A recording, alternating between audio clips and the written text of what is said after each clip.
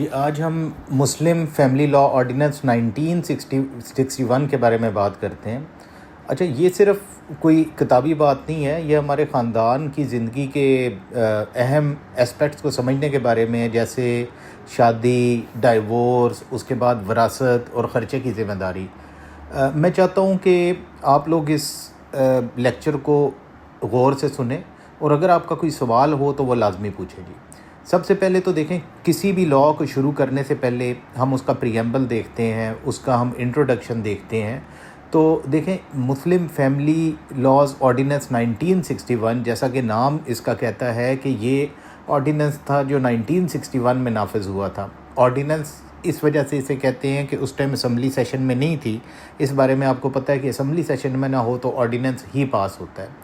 اچھا، اس کا اصل مقصد شادی اور خاندانی جو لاز تھے اس کے کچھ سفارشات کو عملی شکل دینا تھا۔ مقصد یہ تھا کہ کچھ اصطلاحات کی جائیں اور کچھ رائٹس اور طریقے اسلامی اصولوں کے تحت انہیں قانونی شکل دی جا سکے۔ اچھا، اس کے بعد ہم جو امپورٹنٹ چیز ہوتی ہے کسی بھی لاء کے اندر، وہ ہوتی ہے اس کا ڈیفینیشن والا سیکشن۔ دیکھیں، ڈیفینیشن والے سیکشن کو آپ معمولی نہ سمجھیں۔ بات یہ ہوتی ہے کہ آپ کے قانون کے اندر جو انگلش لکھی جاتی ہے نا جی، یہ قانونی انگلش ہوتی ہے، یہ عام آپ کی بول چال والی انگلش نہیں ہوتی۔ اس کے اندر اگر کسی چیز کا بھی مطلب آپ نے دیکھنا ہے تو آپ کو جانا پڑے گا ڈیفینیشن والے سیکشن کے اندر، وہاں سے جا کے آپ اس کا مطلب دیکھیں گے۔ سب سے پہلی ڈیفینیشن ہے جی آربیٹریشن کونسل کی۔ اب آربیٹریشن کونسل کے بارے میں اگر آپ لوگوں کو نہیں پتہ تو میں آپ کو بتا دیتا ہوں جی۔ آربیٹریشن کونسل کو ایک ایسا ادارہ کہا جاتا ہے جس میں چیئرمین اور قانون کے تحت کسی معاملے میں شامل ہر پارٹی کا نمائندہ شامل ہوتا ہے۔ تو اگر کوئی مسئلہ ہوتا ہے تو دونوں فریق ایک نمائندہ نامزد کرتے ہیں۔ اگر ایک فریق مقررہ وقت پر اپنا نمائندہ نہ دے تو کیا ہوگا؟ قانون صاف کہتا ہے وہ ادارہ بغیر نمائندے کے بھی آربیٹریشن کونسل کے طور پر کام کرے گا۔ یہ یقینی بنانا کہ کسی ایک پارٹی کا ساتھ نہ دینے کی وجہ سے کام رکے نہیں۔ اس کے بعد دوسرا جو ڈیفینیشن ہے وہ ہے آپ کی چیئرمین کی۔ چیئرمین کے بارے میں میں آپ کو بتا دیتا ہوں جی۔ یہاں اس ایکٹ میں چیئرمین سے مراد آرڈیننس، اس میں چیئرمین سے مراد بنیادی طور پر یونین کونسل، یونین ایڈمنسٹریشن یا میونسپل کمیٹی کا چیئرمین ہے۔ یہ کوئی بھی ایسا افسر ہو سکتا ہے جسے حکومت نے اس قانون کے تحت چیئرمین کا کام کرنے کا اختیار دیا ہو۔ اب یہاں ایک دلچسپ بات یہ ہے کہ کیا ہوگا کہ اگر چیئرمین خود غیر مسلم ہو، یا اگر وہ آربیٹریشن کونسل کو کوئی درخواست دینا چاہے، یا اگر وہ بیماری یا کسی اور وجہ سے اپنا کام نہ کر سکے، ایسی صورتوں میں آربیٹریشن کونسل اپنے مسلم ممبرز میں سے کسی ایک کو چیئرمین منتخب کرے گی۔ یہ قانون میں موجود لچک اور آسانی کو ظاہر کرتا ہے جی۔ اس کے بعد ہم امپورٹنٹ جو اس کے اندر سیکشن ہے جی، وہ ہے آپ کی سکسیشن کی سیکشن، جسے سیکشن 4 ہے جو۔ اب وراثت کو اس میں وراثت کو سمجھنے کے لیے بہت اہم ہے کہ سیکشن 4 میں جو کہ وراثت کے متعلق ہے، اس سے پہلے ہم تھوڑا سا انہیریٹنس کو سمجھ لیں، آپ لوگوں کے لیے فائدہ مند ہو سکتا ہے۔ انہیریٹنس کے اندر دیکھیں، ہم نے اس کے اندر پورا انہیریٹنس کا قانون نہیں سمجھنا، اس کے اندر ہم نے صرف وہ چیزیں سمجھنی ہیں جو کہ یہاں پر ہمارے لیے ضروری ہیں۔ دیکھیں، جائیداد کو بانٹنے کے 3 طریقے ہوتے ہیں، جیسے کہ آپ لوگوں کو پتہ ہے۔ ایک تو ہوتا ہے آپ کا انہیریٹنس، وراثت، دوسری آپ کی ہوتی ہے ول، اور تیسرا آپ کا ہوتا ہے ہبہ۔ ان تینوں میں ایک بہت بڑا فرق ہے۔ وراثت اور وصیت کسی شخص کے مرنے کے بعد نافذ ہوتی ہے، ٹھیک ہے؟ ول بھی کسی شخص کے مرنے کے بعد نافذ ہوگی، اور انہیریٹنس بھی کسی بندے کے مرنے کے بعد ہی نافذ ہوگی، جبکہ ہبہ یا گفٹ یا تحفہ اس کی زندگی کے دوران دیا جاتا ہے۔ یہ سب سے امپورٹنٹ اس کے اندر فرق ہے۔ اس کے بعد یہ بھی یاد رکھیں کہ جو آپ کی وصیت ہے نا، جو ول کہتے ہیں، وہ 1/3 جائیداد سے زیادہ نہیں ہو سکتی، 1/3 آپ اس سے زیادہ نہیں کسی کو بھی ہبہ کر سکتے۔ وصیت 1/3 سے زیادہ آپ کسی کے لیے نہیں کر سکتے، لیکن وراثت پوری جائیداد پر لاگو ہوتی ہے، چاہے وہ موویبل ہو یا اموویبل پراپرٹی ہو۔ دوسری طرف جو آپ کا ہبہ ہے نا جی، یہ ایک شخص اپنی زندگی کے دوران جو چاہے جائیداد کسی کو تحفے میں دے سکتا ہے، لیکن ہبہ کے ساتھ ایک شرط ہے۔ اگر کوئی شخص اپنے قانونی وارثوں جیسے بیٹے یا بیٹی میں سے کسی ایک کو خاص جائیداد ہبہ کے طور پر یا تحفے میں دینا چاہتا ہے، تو جو اس کے عام وارث کے حصے سے زیادہ ہے تو اسے دوسرے قانونی وارثوں کی رضامندی درکار ہوگی۔ مثال کے طور پر اگر کوئی والد اپنے ایک بیٹے کو ایسی جائیداد تحفے میں دینا چاہتا ہے جو اس بیٹے کو وراثت میں ملنے والے حصے سے بہت زیادہ ہے، تو دوسرے بچے اور قانونی وارثوں کو اس حد تک راضی ہونا پڑے گا۔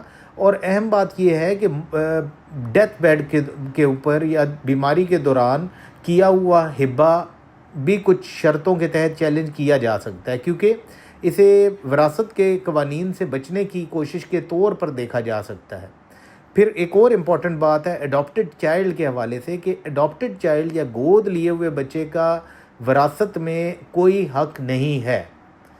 اس میں ہو یہ جاتا ہے کہ اگر کسی نے کسی شخص کو کسی بچے کو گود لے لیا ہے اور وہ اسے کوئی پراپرٹی دینا چاہتا ہے، تو اس کے لیے جو بیسٹ وے آؤٹ ہے جی وہ کون سا ہوگا؟ وہ ہبہ کا ہوگا۔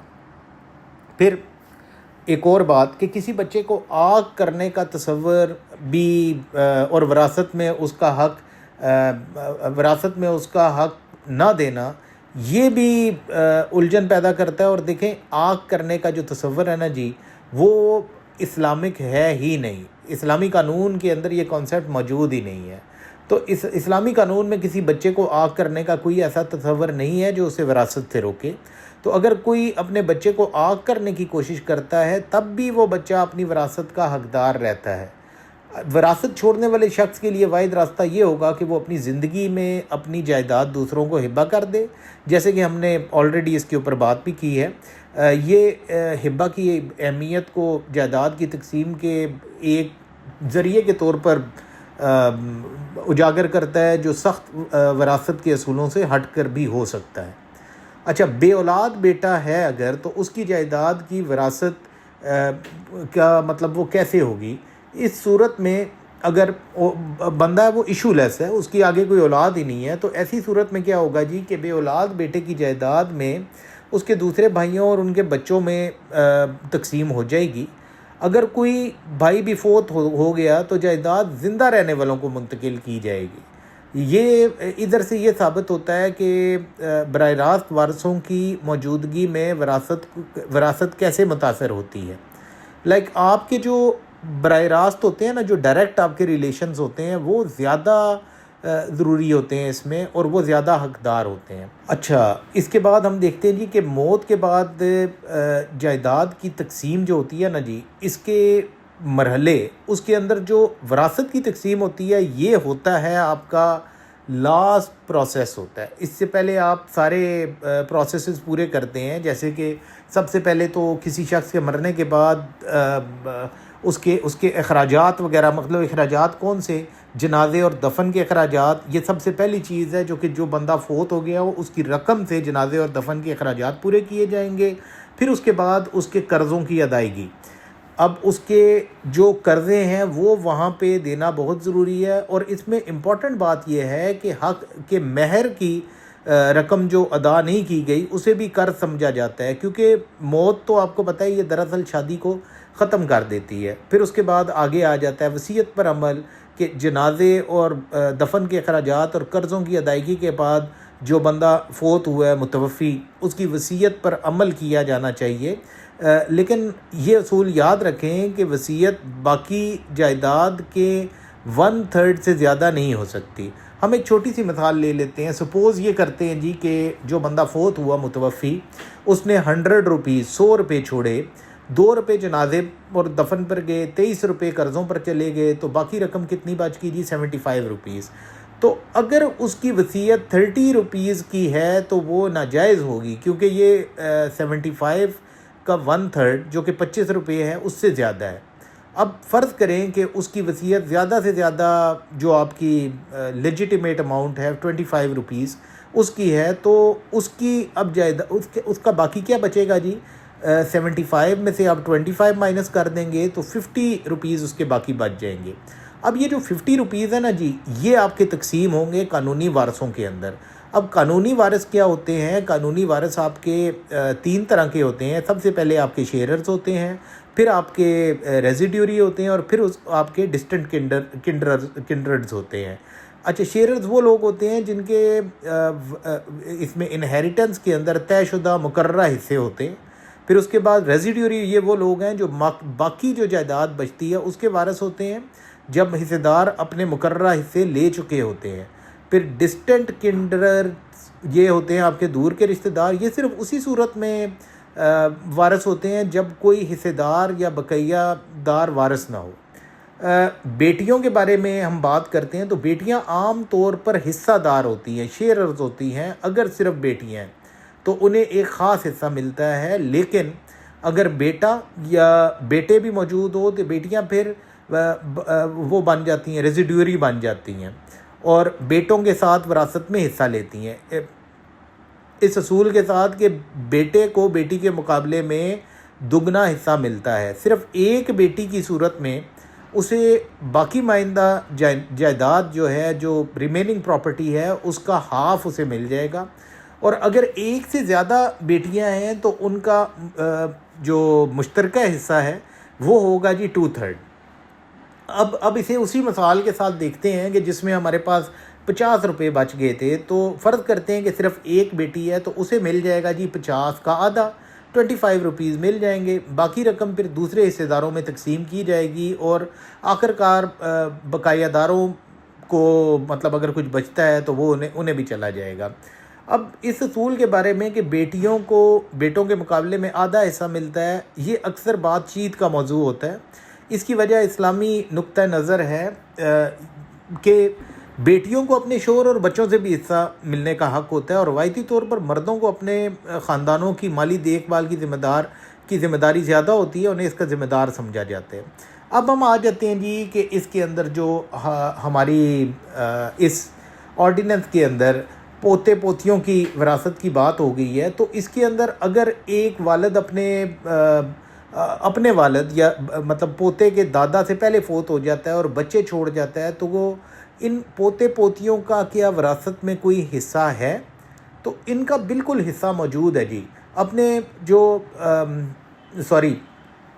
اپنے فوت شدہ والد کا جو حصہ تھا نا جی، وہی حصہ انہیں آ جائے گا، ٹھیک ہے۔ یہ ایک امپورٹنٹ بات ہے جو یتیم پوتے پوتیوں کے حقوق کے تحفظ کے لیے ہے۔ پھر اس کے بعد بیوی کی وراثت۔ اب اگر بندہ فوت ہو گیا تو بیوی کا کیا حصہ ہوتا ہے جی وراثت میں؟ اگر تو جو بندہ فوت ہوا ہے متوفی، اس کے بچے ہیں تو اس کی بیوی کو 8 شیئر ملے گا، 1/8، اور اگر اس کے بچے نہیں ہیں تو بیوی کو ملے گا 1/4، ٹھیک ہے۔ اگر 2 سے زیادہ بیویاں ہوں تو اگر ان کے بچے ہیں تو ان سب کو ملا کر 1/8 حصہ ملے گا جو ان میں برابر تقسیم کیا جائے گا۔ اگر بچے نہیں ہیں تو ان سب کو ملا کر 1/4 حصہ ملے گا جو ان میں برابر تقسیم کیا جائے گا۔ اچھا، یہ نوٹ کرنا ضروری ہے کہ وراثت کے لیے جائیداد کی قیمت اس کی ادائیگی کے وقت کی قیمت ہوگی، اس وقت کی نہیں جب شوہر کی موت واقعہ ہوئی ہے۔ یہ جائیداد کی قیمتوں میں ہونے والے اتار چڑھاؤ کی وجہ سے یہ والی بات کی گئی ہے۔ اب ہم بات کرتے ہیں جی شوہر کی وراثت فقہ جعفریہ کے مطابق۔ اچھا، شوہروں کے لیے خاص طور پر فقہ جعفریہ کے مطابق وہ کس چیز کے اہل ہوتے ہیں جی کہ اگر کوئی بچہ نہیں ہے تو فوت شدہ بیوی کی جائیداد میں آدھا حصہ، دوسری صورت میں اگر بچے ہیں تو جائیداد کا 1/4 حصہ۔ اب ہم آ جاتے ہیں جی سیکشن 5 کی طرف، جس کے اندر بات ہو رہی ہے جی شادیوں کی رجسٹریشن کی۔ سیکشن 5 کے اندر دیکھیں، یہ شادیوں کے رجسٹریشن کے متعلق ہے، اور یہ بڑا سیدھا تھا جی۔ اس کے اندر قانون کہتا ہے کہ شادیوں کو نکاح رجسٹرار کے پاس رجسٹر کرنا چاہیے۔ اس میں یہ بھی بتایا گیا ہے کہ ایک وارڈ کے لیے صرف ایک نکاح رجسٹرار ہوگا۔ قانون میں نکاح نامے کا فارم نکاح رجسٹرار کے زیر انتظام رجسٹر اور یونین کونسل کے ذریعے محفوظ کیے جانے والے ریکارڈ بھی شامل ہیں۔ یہ شادی کے عمل کو باقاعدہ بناتا ہے اور اسے قانونی ریکارڈ بناتا ہے۔ دیکھیں اگر ہم ویسے بات کریں نا جی، تو اسلامک پوائنٹ آف ویو سے اس کا نکاح کا کوئی رجسٹرڈ ہونا ضروری نہیں ہے، لیکن یہاں پہ ہم بات اس لاء کی کر رہے ہیں جس کے تحت نکاح کا رجسٹرڈ ہونا ضروری ہے۔ پھر اس کے بعد بات آ جاتی ہے جی سیکشن 6 جو کہ ہے پولیگمی کے بارے میں۔ اس کے اوپر بھی کافی بحث مباحثہ ہوتا رہتا ہے جی کہ پولیگمی کیا ہوتی ہے، ایک سے زیادہ بیویاں۔ اگرچہ اسلام میں بیویوں کی تعداد کی 4 بیویاں رکھنے کی اجازت ہے، لیکن مسلم فیملی لاز آرڈیننس 1961 اس پر کچھ پابندیاں اور اصول لگاتا ہے۔ یہ کوئی غیر مشروط حق نہیں ہے۔ سیکشن 6 پر یہ ابھی ریسنٹلی پاکستانی عدالتی فیصلوں نے اس پر مزید روشنی ڈالی ہے۔ کچھ کیسز سے کچھ اہم جو پوائنٹس ہم نے نوٹ ڈاؤن کیے ہیں وہ یہ ہے جی کہ ایک تو یہ ہے کہ اجازت کی شرط، یہ جو ہے نا جی، قانون لازمی قرار دیتا ہے کہ ایک مرد کو اپنی موجودہ شادی کے دوران دوسری شادی کرنے سے پہلے آربیٹریشن کونسل سے تحریری اجازت لینی ہوگی۔ یہ صرف ایک رسم نہیں ہے، اس کا مقصد موجودہ بیوی اور بیویوں کے ساتھ ناانصافی کو روکنا اور اسلامی اصولوں کے مطابق بیویوں کی تعداد زیادہ ہونے کے عمل کو منظم کرنا ہے۔ یہ ہے جناب اس کے اندر جو کیس لاء ہے، نسیم ورسز اسسٹنٹ ڈائریکٹر دارالعمان لاڑکانہ۔ اس کے علاوہ ہم آگے اگر چلے جاتے ہیں تو ایک اور بات میں آپ کو یہ بتا دوں، اگر کوئی شخص اجازت کے بغیر دوسری شادی کر لیتا ہے تو پھر کیا ہوتا ہے جی، وہ موجودہ بیوی یا بیویوں کو فوری طور پر مہر کی پوری رقم ادا کرنے کا ذمہ دار ہوگا، چاہے وہ ابھی دینی ہو یا بعد میں دینی ہو۔ اس کے علاوہ اسے قانونی مسائل کا سامنا بھی کرنا پڑتا ہے جس میں قید اور جرمانے شامل ہیں۔ اور اس کے بعد اگلی بات یہ ہم کر لیتے ہیں جی کہ قانون بعد کی شادی کو غیر قانونی قرار نہیں دیتا اگر اجازت نہ ملی ہو، اس کے بجائے یہ ایک طریقہ کار اور اجازت نہ لینے پر سزا تجویز کرتا ہے۔ قانون کا مقصد اصلاح کرنا ہے، ناانصافی کو روکنا اور موجودہ بیویوں کے حقوق کا تحفظ کرنا ہے۔ جیسے کہ مطلب ایک کیس تھا جی Dilshad Bibi versus state, اس کے اندر بھی اس کا ذکر کیا گیا ہے۔ اچھا، عدالتوں نے سیکشن 6 کو اسلامی تعلیمات کے مطابق سمجھا ہے۔ وہ اس بات پر زور دیتے ہیں کہ یہ پروویژن دوسری شادی کرنے کے حق کو نہیں روکتی، بلکہ انصاف اور عدل کو یقینی بنانے کے لیے ایک قانونی عمل کی پابندی ضروری ہے۔ آربیٹریشن کونسل یہاں پہ ایک بہت امپورٹنٹ رول پلے کرتی ہے۔ یہ طے کرتی ہے کہ آیا دوسری شادی جائز اور ضروری ہے، موجودہ بیوی یا بیویوں کی فلاح و بہبود اس میں شامل ہے، بچوں کے مفادات بھی دیکھے جاتے ہیں۔ اور اگرچہ اسلام جیسے کہ ہم نے پہلے کہا ہے کہ اس کے اندر زیادہ بیویوں کی تعداد کو تو روکتی نہیں ہے، لیکن اس کے باوجود بھی اس چیز کو انشور کرنا کہ انسان نے شادیاں تو زیادہ کر لی ہیں لیکن کسی کے حقوق جو ان سے ہیں ان کے حقوق کی پامالی نہ ہو، تو اس کے لیے یہ سیکشن آپ کی 6 یہاں پہ موجود ہے۔ پھر ہم آ جاتے ہیں جی سیکشن 7 کے اوپر، جو کہ ڈیل کرتی ہے طلاق کو، یا آپ کہہ لیں ڈیزولوشن آف میرج کو۔ اس کے اندر اس کے طریقے اور شرطیں موجود ہیں۔ طلاق کسی بھی طرح سے ہو سکتی ہے، لیکن یہ قانون، یہ جو آپ کا MFLO ہے، اس کے مؤثر ہونے کے لیے ایک طریقہ کار طے کرتا ہے۔ طلاق دینے کے بعد یونین کونسل کے چیئرمین کو تحریری نوٹس دیا جانا چاہیے اور اس کی ایک کاپی بیوی کو بھی بھیجی جانی چاہیے۔ یہ تحریری نوٹس عمل شروع کرنے کے لیے بہت ضروری ہے۔ طلاق کے مؤثر ہونے کے لیے اس کے علاوہ کچھ شرطیں بھی ہیں۔ اس کے اندر شرائط اس کی کیا ہیں جی کہ یہ اپنی مرضی سے اور آزادانہ طور پر دی جانی چاہیے، بے شک شوہر خود دے یا کسی وکیل کے ذریعے۔ اچھا، فقہ جعفریہ کے مطابق کیا ہے جی؟ فقہ جعفریہ کے مطابق یہ ہے کہ طلاق کے وقت 2 گواہوں کا موجود ہونا ضروری ہے۔ یہ شیعہ مکتبہ فکر کے لیے ایک خاص شرط ہے۔ طلاق کا اعلان مؤثر نہیں ہوگا اگر اسے مذاق میں یا غصے، نشے یا پاگل پن، دباؤ یا کسی بھی قسم کے جبر کے تحت دیا جائے، کہ کسی آپ کورژن میں آ کے طلاق کا اعلان کریں۔ اس کا مطلب یہ ہے کہ غصے میں، شراب کے اثر میں، مطلب انٹاکسیکیٹڈ ہے، تو اس میں میں نے اسے ٹرانسلیٹ کر دیا شراب کے اثر میں۔ تو انٹاکسیکیشن ڈزنٹ مین کہ صرف شراب کے اثر میں، یہ آپ اور کسی طرح سے بھی ہو سکتے ہیں۔ یا اس کے علاوہ زبردستی دی گئی جو طلاق ہے نا جی، اس کی وہ قانونی طور پر درست نہیں ہے. یہ جلد بازی یا جبری طلاقوں کو روکنے کے لیے ایک بہت اہم حفاظت ہے سیکشن 7. ٹھیک ہے. اب اس کے بعد ہم آ جاتے ہیں جی سیکشن 9 جو کہ ڈیل کرتی ہے مینٹیننس کے ساتھ. اب مینٹیننس کیا ہے جی؟ مینٹیننس تو شوہر کا فرض ہے کہ اگر بیوی اس کے نکاح میں ہے تو شوہر کو ہی مینٹین کرنا پڑے گا بیوی کو, اور اگر بچے ہیں تو ڈیفینیٹلی شوہر ہی انہیں مینٹین کرے گا. ٹھیک ہے.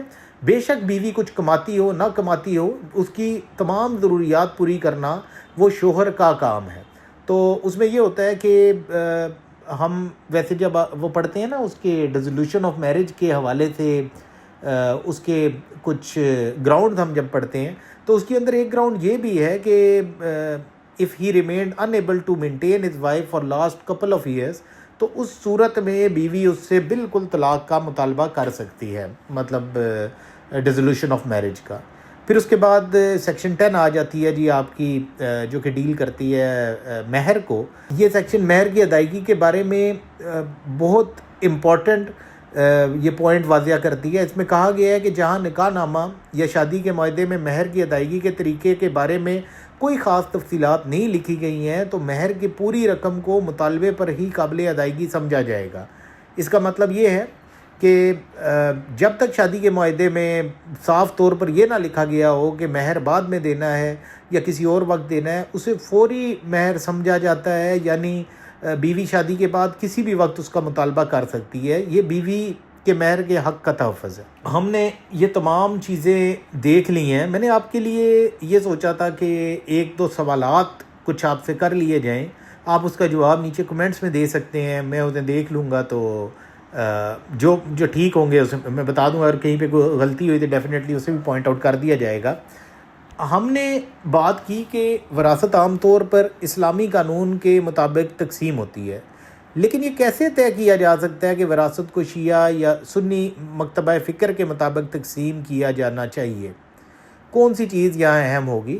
اس کے اندر دیکھیں, اس کے اندر میں آپ کو ایک ایگزامپل یہ دیتا ہوں کہ کوئی بندہ فوت ہو جاتا ہے, اب اس کی وراثت تقسیم ہونی ہے, یہ نہیں پتہ کہ وہ بندہ آئدر ہی واز سنی اور شیعہ, تو اس کی وراثت تقسیم کیسے ہوگی؟ سپوز اس کا جنازہ جو ہے وہ کرا دیا گیا ہے جناب شیعہ مکتبہ فکر کے تحت, تو پھر آپ اس کی وراثت کو کیسے تقسیم کریں گے؟ ہوپ فلی آپ کو یہ سوال سمجھ آ گیا ہوگا. اب اچھا, دوسرا میں آپ سے نا ایک سوال کرتا ہوں کہ سپوز مسٹر اے جو ہے وہ بالکل ڈیتھ بیڈ کے اوپر ہے, وہ اپنے بچوں کو بلاتے ہیں اور اپنی جائیداد کا آدھا حصہ اپنے اڈاپٹیڈ سن کو ہبہ کر دیتے ہیں.